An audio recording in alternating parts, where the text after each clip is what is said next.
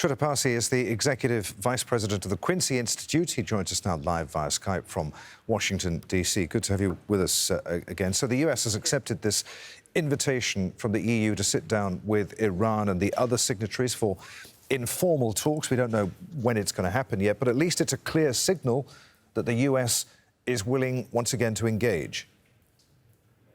Absolutely, and it's a very positive and important signal, particularly mindful of the fact that the expectation was that this signal would come much sooner. It's taken 4 weeks. Obviously, 4 weeks is not a long period of time under normal circumstances, but this is not a normal circumstance because of natural deadlines that exist when it comes to the U.S. being able to return to the deal. And while there is this Majlis deadline that was mentioned in your package, the more important deadline is that the Iranians are having an election in June, which means that from mid-March and forward, they're not really going to be able to engage substantively in any negotiations. So to get this done needed to be done before March, mid-March. So it's important that the U.S. has taken this step now. I don't suspect that it is sufficient, however. There is much more needed, and most of these steps so far are more on the symbolic side than the substantive side. But signaling the intent is very, very important. So what would it take for the US to talk directly with Iran and for the sanctions to be lifted?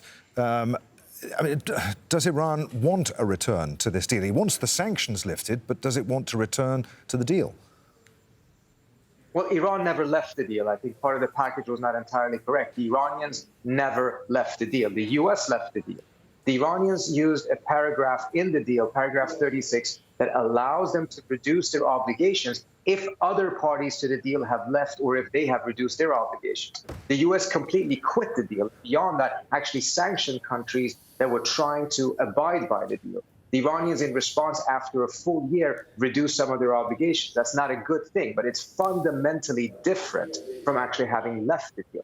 So I think the Iranians very much like to see the United States come back into the deal.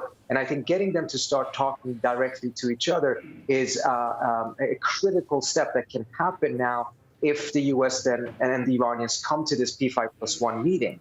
But it is not sufficient in the sense of making sure that we get back on track on the type of diplomacy that brought us the JCPOA in the first place. For that to happen, these measures that the U.S. took under Trump that are in violation of the nuclear agreement need to be lifted. And I'm concerned that the Biden administration has the intent of doing so. What we have to figure out is the mechanics and the choreography of doing it. I just wonder what's behind the EU's announcement here. Was there a third party involved in bringing the sides together?